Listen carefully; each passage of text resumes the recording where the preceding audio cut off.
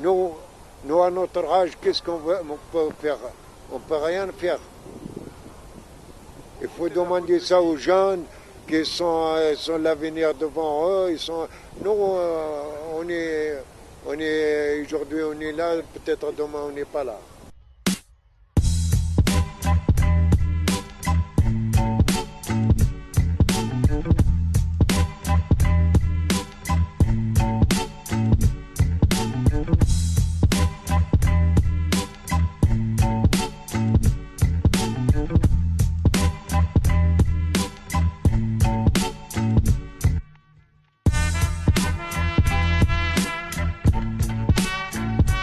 Du 30 novembre au 11 décembre prochain se tiendra la COP 21. À cette occasion, les délégations des principaux pays pollueurs de la planète se réuniront au cœur des quartiers les plus populaires de Paris. C'est parce que cette conférence sur le climat, qui doit déboucher sur un accord international sur le climat, se tient au Bourget, donc dans le 93.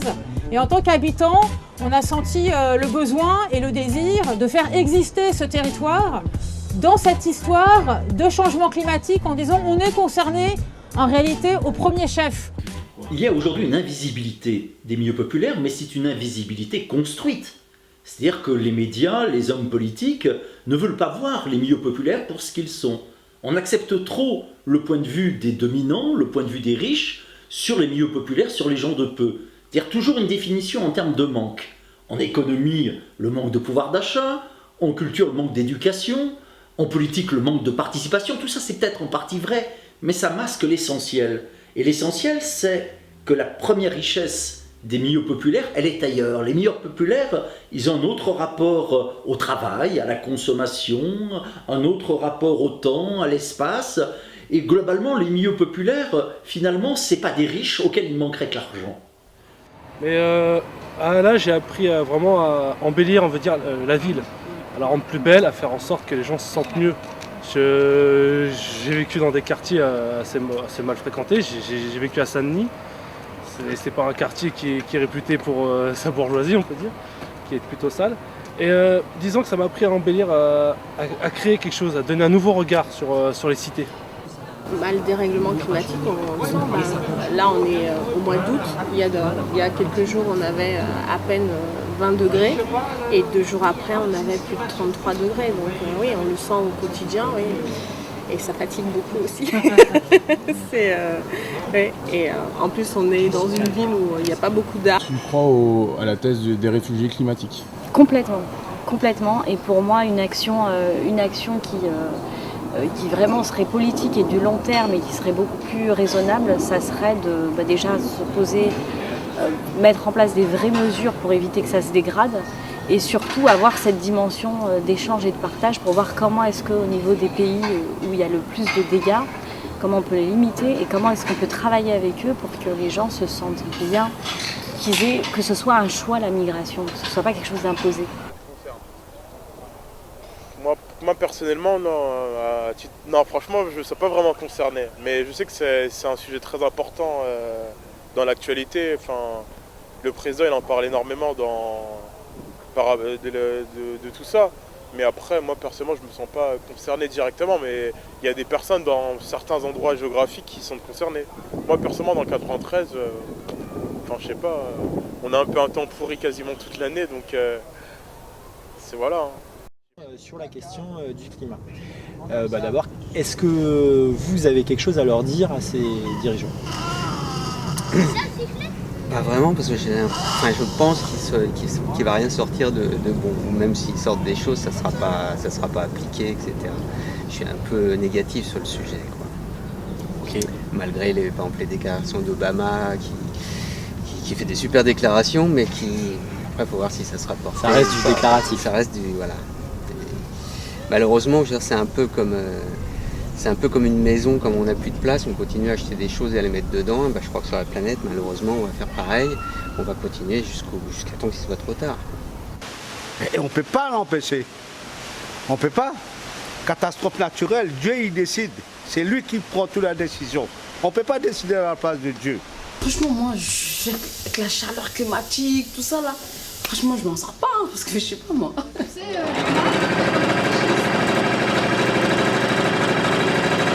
C'est qui veut boire un petit peu de jus? Ouais, je veux bien.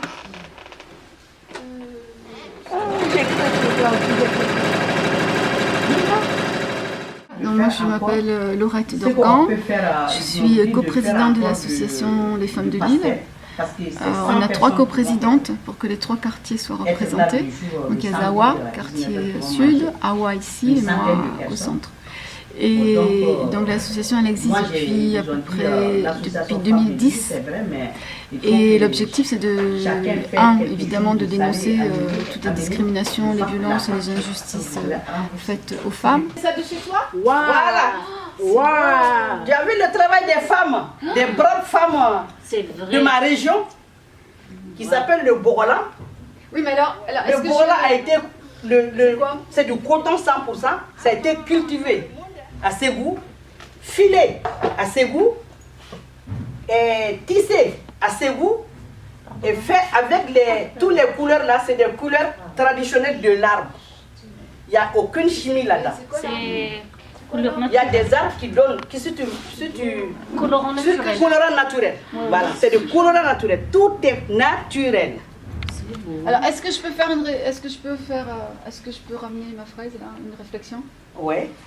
Ah, parce que je vois toutes les femmes qui bossent là. Ouais. Et les hommes. Mais je vois un monsieur là, lui Ah non, ça c'est le griot. Le monsieur il est malade. C'est le griot là. Ah d'accord, c'est un handicapé. Oui. Prends ça. C'est beau. Attends, je vais t'aider. Enlevez ça. Voilà. Oh, c'est super beau ça. Voilà. Tout ça, ce dessin a été fait par des femmes qui n'ont jamais été à l'école et pourtant qui font des jolis dessins comme ça. Tranquille. Et alors ça, c'est une teinture. Donc tout est naturel. C'est de la peinture. Tout est naturel parce qu'on trempe d'abord dans une teinture qui est cette couleur. Foncé là. Qui est cette couleur marron. Après on plonge dans la boue noire. Ils vont m'envoyer des fourmis pour teindre. Et la boue c'est quoi? C'est de la terre? C'est de l'argile. L'argile, on mélange une sorte de grain d'arbre dans l'argile pour noircir et faire comme ça. C'est avec les ONG. Prends-moi ça s'il te plaît. Voilà. C'est une ONG qui a fait ça. Ouais, c'est une ONG aussi qui est implantée à Ségou. Dans ma région, ça fait presque 20 ans. Tu as vu, c'est la terre. Viens sentir. Non, c'est naturel. Viens sentir. Ça sent la terre. Eh bien, bien sûr, c'est la terre. Quand il pleut, tu vois, on sent la terre. Voilà. Ben, ça sent ça.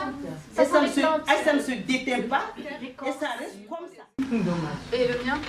Ah, je pourrais. Oui, non, attention. Toutes. Non. Moi, ça sera le troisième. Attention, je vous promets. Laurette, elle a des caractères et les critères, c'est vraiment difficile. On s'y mettra toutes et non, sans forcer de suivre. Même si on se masse. Donc il y a tout cet aspect-là. Il y a aussi aider les femmes à sortir de chez elles, donc rompre l'isolement. C'est créer du lien, solidarité, c'est créer du lien intergénérationnel, interculturel. Donc on a des activités. On a un CA ouvert le premier samedi de chaque mois où on se rencontre, on travaille sur les projets. On a un ciné-goûter, en alternance café des femmes où on débat d'un thème avec ou sans intervenant. Et un ciné-goûter sur une péniche d'une copine à Séverine où là on regarde un film sur la condition des femmes et ce qui permet de débattre après, d'échanger. On fait quoi? Donc je sais pas, qu'est-ce que tu veux faire? On le coupe? Ouais. On fait pour la prochaine fois? Bah oui. On fait des baillons? Comme ça, on refera la ronde du silence. Ouais, donc, tu vois la largeur, je sais pas. Ici, la largeur. La largeur. C'est pas chrétien, c'est pas. Ça doit faire ça la largeur. Et un peu long pour qu'on puisse boutonner derrière, qu'on puisse se faire un nœud derrière. On va le faire. Ça aurait été bien, hein. On le fera une autre fois, on le fera l'an prochain. Moi, pendant qu'on n'a rien à faire, elle est remplie d'arrière.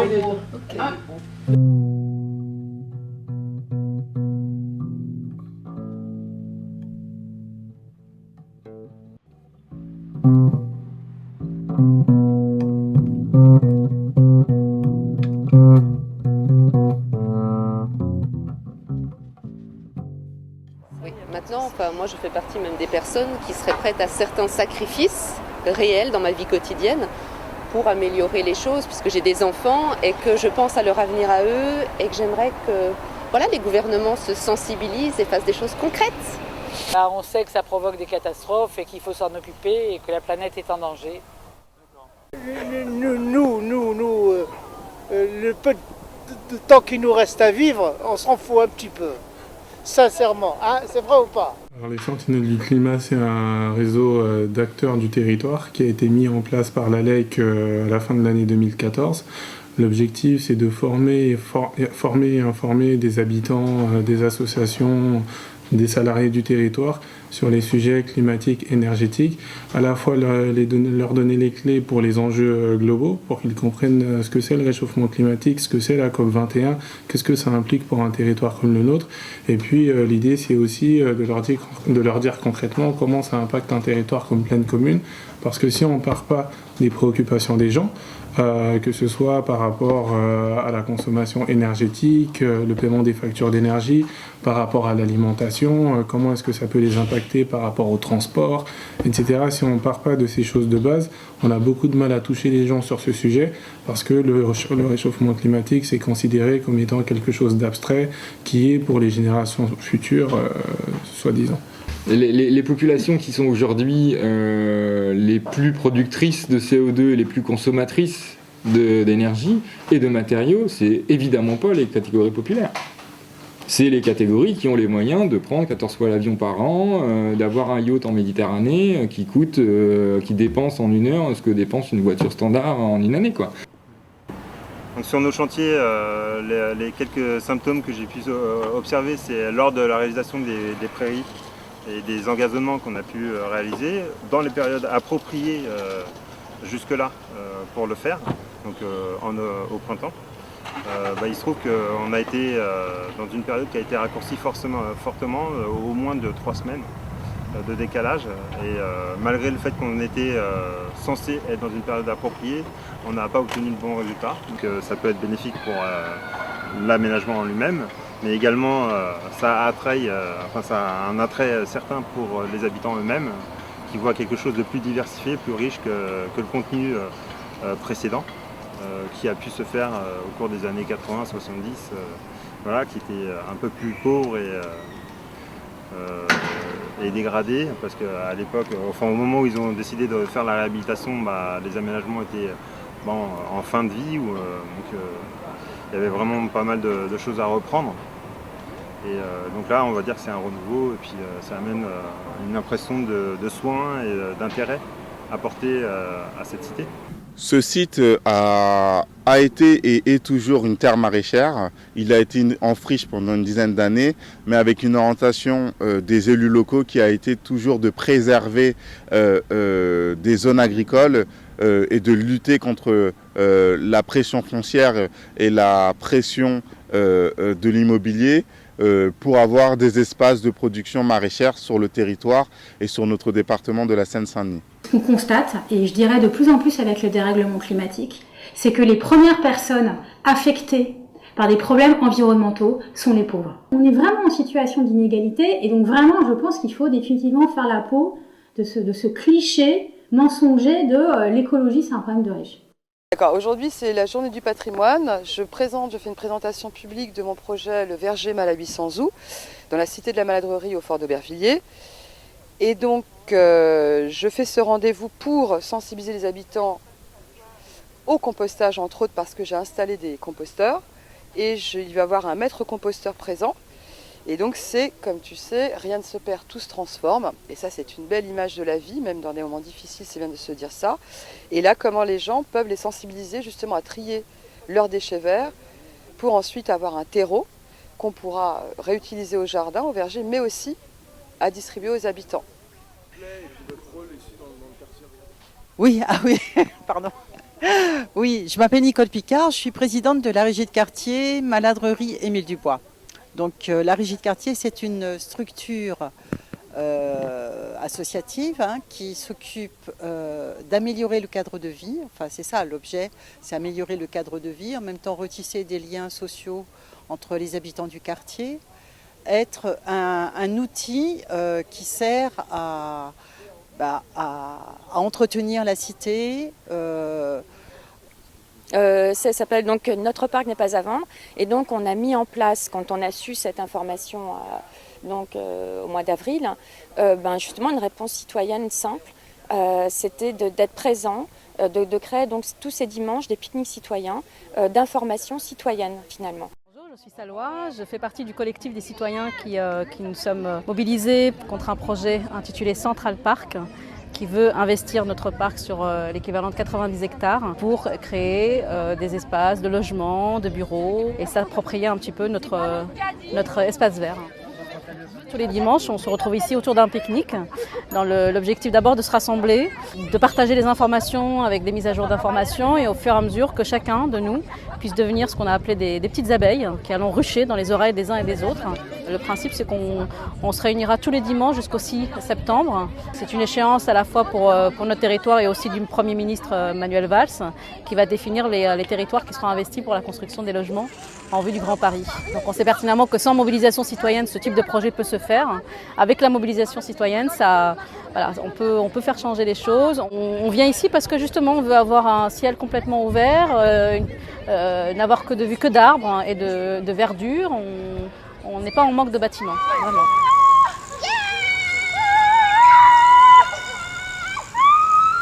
On sait pertinemment que ce type de projet va ramener beaucoup de promoteurs et c'est aussi l'objectif du cabinet et de l'architecte Roland Castro, et que les logements qui vont être construits ne sont pas évidemment destinés aux habitants de ce territoire. Ça va être de nouvelles personnes qui peuvent investir avec des coûts aussi exorbitants au niveau du coût au mètre carré. Donc l'information qui donne sur ce projet est à destination des habitants, elle est complètement faussée. Quand ce projet ou son architecte avance le principe de construction écologique, nous savons que non, puisqu'aujourd'hui nous sommes sur un territoire qui est totalement appauvri en matières premières et qu'on aurait à importer, voire de l'autre côté du monde, notamment le sable et toutes les matières premières. Donc ça a un impact écologique direct par rapport à ça. Que ce projet a un intérêt économique, non, puisque les créations d'emplois, c'est ce qu'on appelle les emplois temporaires, c'est les chantiers. Une fois les chantiers terminés, les gens repartent. Donc sur du long terme, ça n'a aucun intérêt de création d'emplois sur ce territoire. Non, Monsieur Valls, ce n'est pas une bonne idée de continuer à construire. Oui, il y a d'autres alternatives comme la réhabilitation des logements vacants, comme l'État puisse notamment pas annexer des territoires comme des espaces verts, mais plutôt des espaces qui sont vides et qui peuvent accueillir des logements. Il y a plein de possibilités, Monsieur Valls, qui coûtent nettement moins cher aussi aux contribuables. On a trouvé un chouette slogan pour parler à Monsieur Castro. C'est que notre parc, c'est un parc monde. Mais vraiment, quand vous allez chuchoter avec les uns et les autres, vous avez des familles qui viennent du monde entier. Des familles du Maghreb, d'Afrique, d'Asie, de l'Amérique du Nord, de l'Amérique du Sud. Enfin, c'est vraiment de partout. Et qu'on a appelé ça vraiment notre parc monde. Et notre parc monde ne veut pas être détruit par un projet immonde. Voilà. On veut vraiment qu'il soit entendu cette phrase-là parce que M. Castro connaît très mal ce parc. Pour vouloir le dénigrer, le détruire autant, il ne vient pas à notre parc. Bonjour, Mohamed Niabali, directeur de l'association Novaedia et membre du collectif de la Ferme des Possibles. Je vous accueille ici à Stein, sur la ZAC du Bois Mousseux, sur un terrain maraîcher, une terre agricole d'1,2 hectare où nous sommes en train de construire une ferme agricole urbaine. L'objectif de cette ferme est de permettre de développer localement des activités permettant de développer 4 axes. L'économie circulaire, l'économie endogène, l'économie sociale et solidaire et l'économie collaborative, avec pour vocation de faire travailler des habitants et des acteurs locaux. Sur cette ferme, nous allons nous allons planter 500 arbres, fruitiers et autres. Nous réalisons une arène centrale avec la récupération des briques de la friche industrielle de la Banque de France d'Aubervilliers. Nous réalisons un pôle ludique et pédagogique qui aura vocation à permettre de sensibiliser les habitants et les acteurs du territoire, et nous développons une activité économique en insertion avec principalement une production de la production, de la transformation et de la commercialisation de produits locaux et des régions avoisinantes. Le projet de la ferme des possibles a aussi vocation à créer du lien social. Le projet de la ferme des possibles est né d'un leitmotiv. Les ressources des uns répondent aux besoins des autres. Et c'est l'approche même du développement durable qui est de dire pourquoi aller à 400 km pour répondre à son besoin, alors qu'il suffit de demander à son voisin, et peut-être qu'on ne sera pas satisfait à 100%, mais que la satisfaction et la solution proposée par le voisin peut être satisfaisante. Donc l'idée du projet de la ferme des possibles est aussi de recréer du lien durable entre les acteurs et de développer de nouveaux projets collectivement.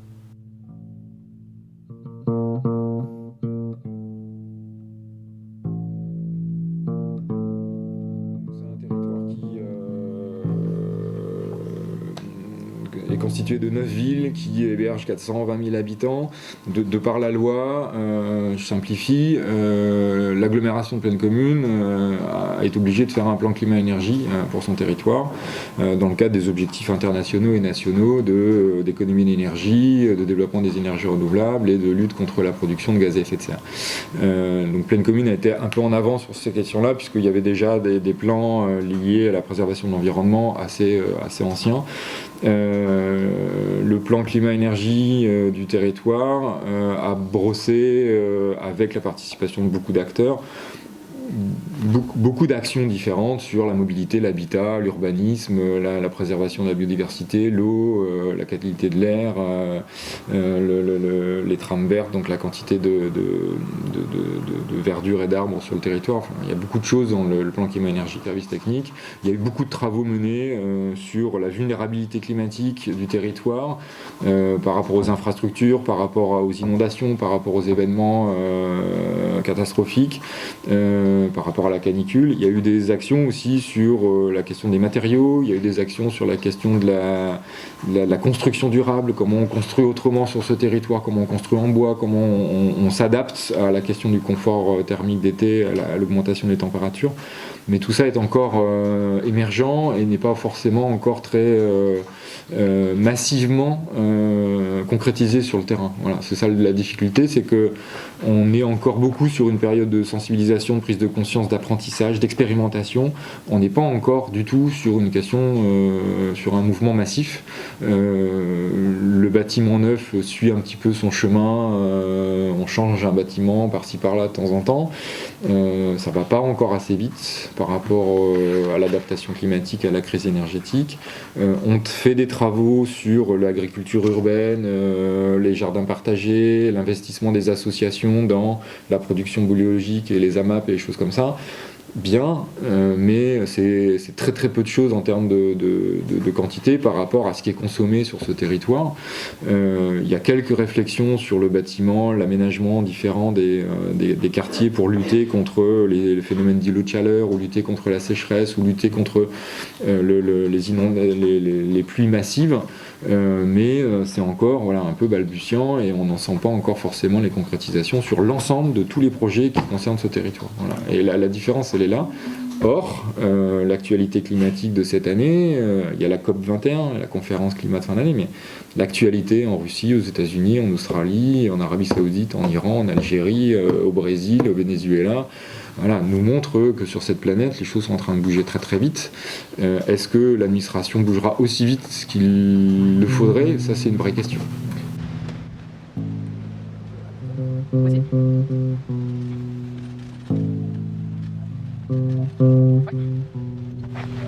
Population, ça c'est un des phénomènes, une des manifestations du dérèglement climatique, auquel on a une réponse politique qui est juste lamentable, on a une réponse sociale aussi qui est affligeante, pas partout, je généralise pas, mais globalement on a tendance à s'imaginer que tout se passe en Antarctique ou dans les pays très très très éloignés, mais on oublie que tout ça, ça forme un tout, et que les dégâts qu'on cause quelque part, ils ont des incidences sur des gens qui souffrent et qui du coup n'ont pas d'autre choix que de venir pour pouvoir reconstruire leur vie, pour pouvoir survivre tout simplement. Toi tu crois à la thèse des réfugiés climatiques? Complètement, Complètement. Et pour moi, une action qui vraiment serait politique et du long terme et qui serait beaucoup plus raisonnable, ça serait de déjà se poser, mettre en place des vraies mesures pour éviter que ça se dégrade et surtout avoir cette dimension d'échange et de partage pour voir comment est-ce qu'au niveau des pays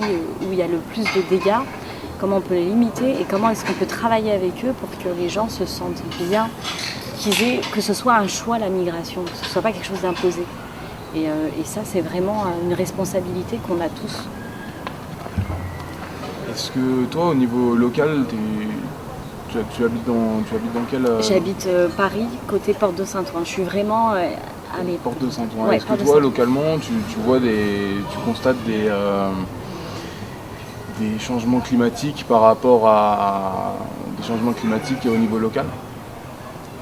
Oui, un petit peu, dans le sens où des fortes chaleurs, les phénomènes de canicule aussi qui se multiplient. Ou alors, oui, il y a les canicules, c'est vrai que c'est un phénomène qui est un peu, pour moi, qui est nouveau. La canicule que je connaissais, c'était quand je partais en vacances au Maghreb. Et encore, pour moi, c'était pas caniculaire, c'était quelque chose de normal. Mais en France, oui, c'est différent. Cet été, c'est le premier été où on a eu autant de chaleur, et si peu d'humidité finalement, de pluie qui est tombée. Oui, plus à ce niveau-là maintenant. Oui, sinon je constate pas au niveau local, non, pas tant que ça, quoi. Je vois pas d'autres phénomènes, non. Pour toi, c'est dû à quoi le dérèglement climatique? C'est dû à quoi? Pour moi, c'est un total mépris de la nature. C'est exploiter sans avoir pris toute la conscience des dégâts, des impacts que ça allait avoir sur la nature. C'est utiliser des matières premières ou pas qui sont nocives, c'est avoir des comportements aussi, citoyens ou pas, au quotidien. Jeter ses déchets surtout, parce que trier ses déchets, encore faut-il avoir que ce soit bien structuré partout et que ce soit bien compris par tous. Mais ouais, un comportement par rapport à notre environnement qui n'est pas du tout respectueux et qui fait que ça a un impact énorme sur la nature et la nature nous fait bien sentir après en retour. Pour toi, c'est qui les responsables du dérèglement climatique?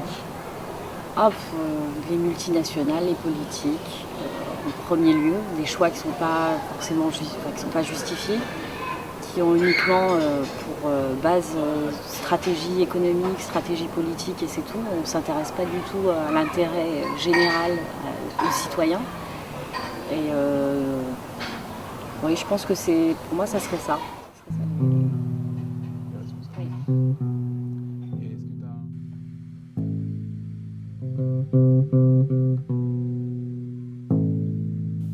On sait que ceux qui souffrent le plus aujourd'hui de la pollution chimique, de la pollution visuelle, du bruit, ce sont les milieux populaires. Parce que ce sont eux qui habitent dans les quartiers dans lesquels, effectivement, on a la qualité de vie qui est la plus dépréciée. D'où la nécessité, effectivement, de redéfinir des politiques de la ville qui permettent, effectivement, de donner plus à ceux qui ont eu moins.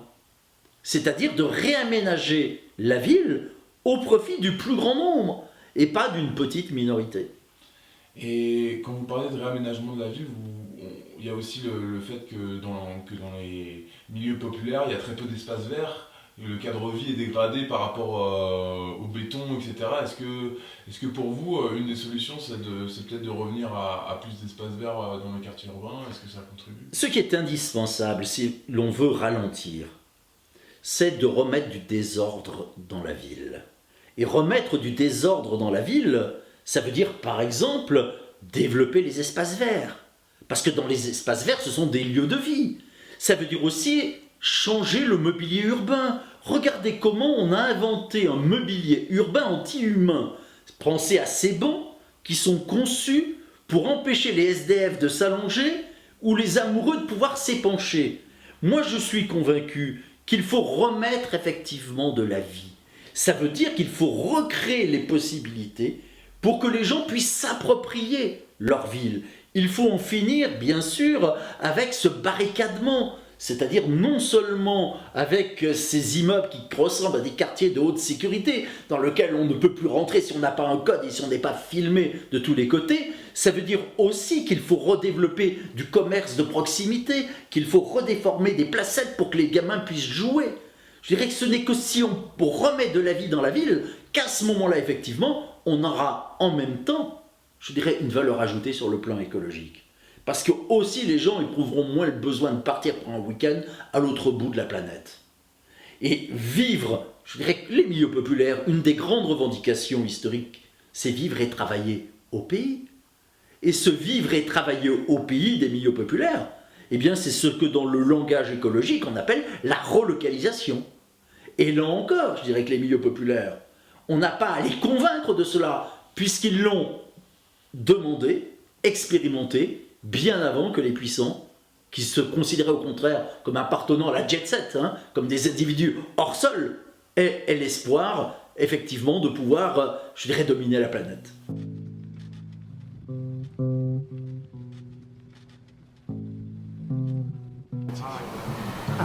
Qu'ils prennent des mesures et vite, mais de vraies mesures, pas le truc Grenelle de l'environnement où on a vraiment eu l'impression d'être...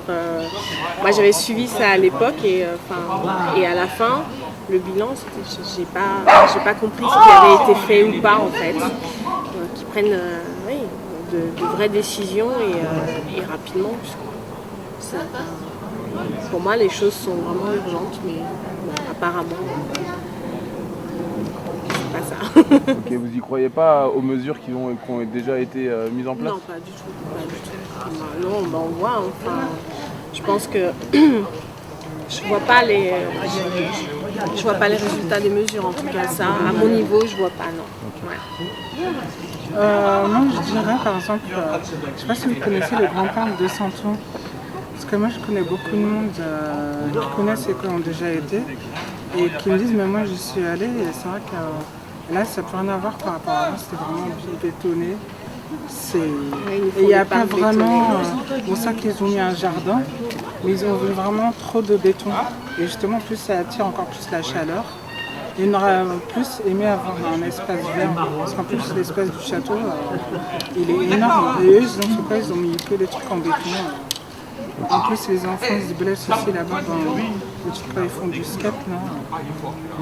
Ils prennent des mesures, mais ils font pas vraiment le nécessaire. En plus, ils dépensent un tas d'argent là-dedans, alors qu'il y a autre chose à faire avec l'argent. Beaucoup de destructions appartenant à la mairie qui étaient squattées par des personnes qui bricolaient leurs voitures, faisaient leur vidange et entreposaient des saletés.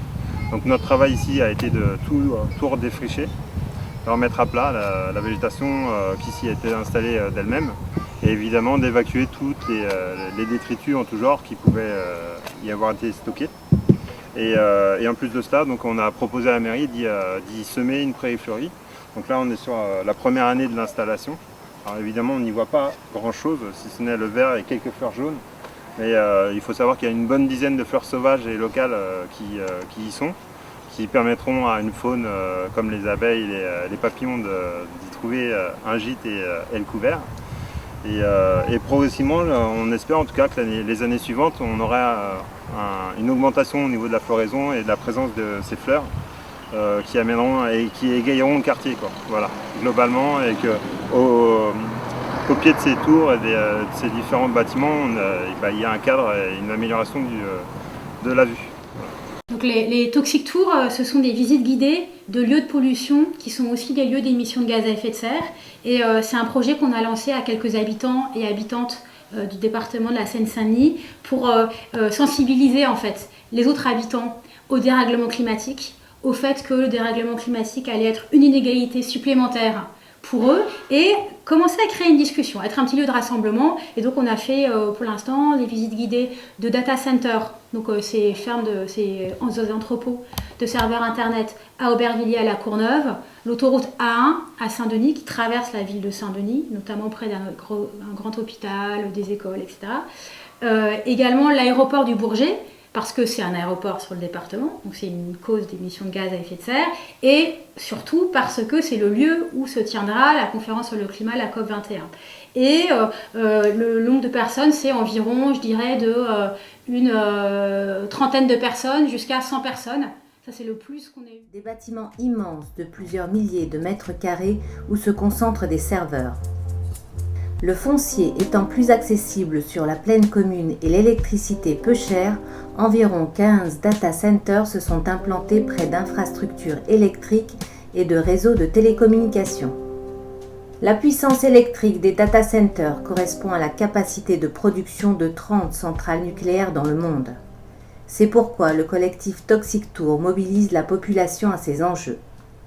On ne le voit pas de l'extérieur, mais donc c'est un data center de la société Interxion, mais aucune pancarte, aucune affichette ne le signale. Et quand vous essayez d'obtenir des informations concernant par exemple qui sont les sociétés qui utilisent les serveurs qui se trouvent dans ce type de bâtiment, c'est impossible de savoir. Le mot data center n'y figure pas. En revanche, on parle de campus digital center. C'est un concept en fait commercial. Il ne faut pas simplement louer des serveurs à des sociétés, mais il y aura également des bureaux, des salles de réunion. Et pourquoi ce site est-il une ICPE? Parce qu'il est autorisé à stocker jusqu'à 568 000 litres de fuel qui doit servir à faire fonctionner des groupes électrogènes à démarrer en cas de panne électrique, puisque un data center, par définition, ne doit jamais s'arrêter, puisqu'Internet ne doit jamais s'arrêter. On est aujourd'hui pour la 2e édition de la fête Lamaze enlève tes bretelles. Petit clin d'œil parce qu'on est sur la bretelle de l'autoroute et on voudrait bien supprimer ce viaduc qui passe devant l'hôpital de La Fontaine, qui est magnifique.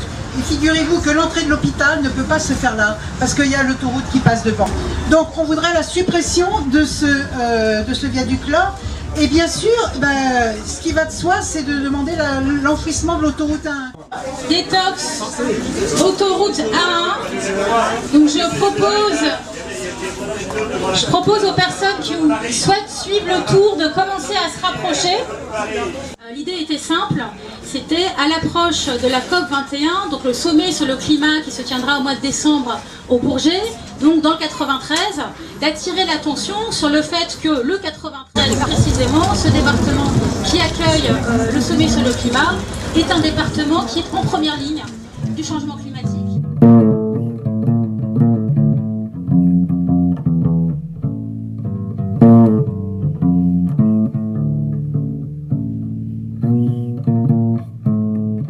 Mesdames et messieurs, bonjour. Comme ces petites fleurs cueillies à votre attention sur le chemin ce matin, cette journée s'annonce magnifique. Que les leftos ne se trompent pas de garde-robe, surtout en ce 15 février 2015. Vous pouvez laisser les pulls, les vestes, les gants, les bonnets d'hiver au vestiaire. Marcel, chemisette, short, bob, tongs et lunettes de soleil seront mieux appropriés.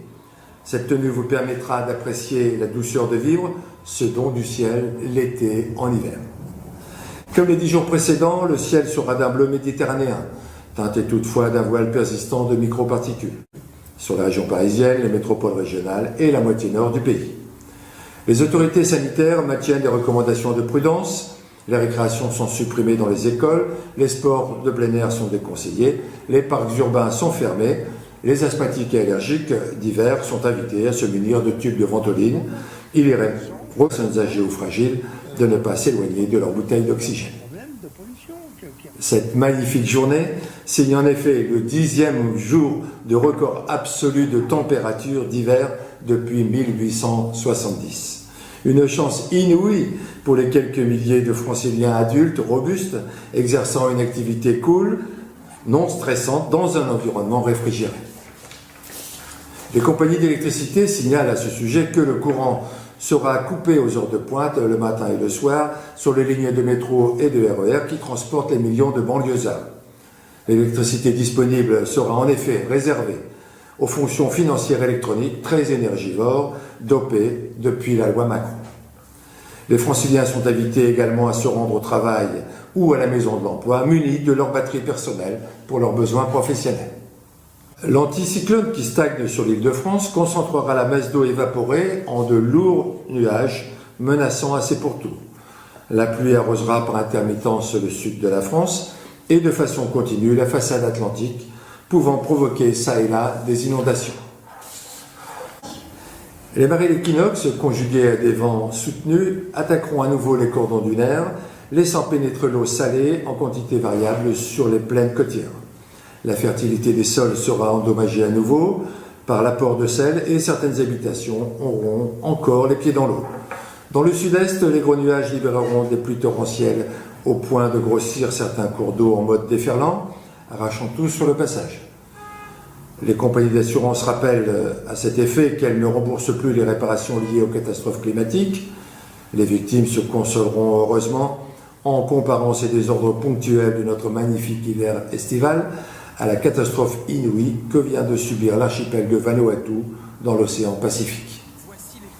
Balayé par des vents rugissants à plus de 330 km/h et par des vagues de 7 mètres de haut, ce pays, parmi les plus pauvres de la planète, a connu, selon les témoins, 30 minutes de terreur absolue. Devant la situation apocalyptique, les autorités de l'archipel demandent à la communauté internationale l'aide nécessaire à déplacer définitivement les 270 000 habitants de ces îles, bientôt submergés par la montée du niveau de la mer. Le gouvernement du Bangladesh a joint sa voix à cet appel pour venir en aide aux 60 millions de personnes habitant sur les zones côtières régulièrement inondées. Heureusement, ces catastrophes n'atteignent pas ce paroxysme dans notre beau pays qui bénéficie d'un climat tempéré. Le temps est magnifique, il fait beau en cet hiver estival. Tout est parfait, Madame la Marquise, tout est parfait, tout est parfait.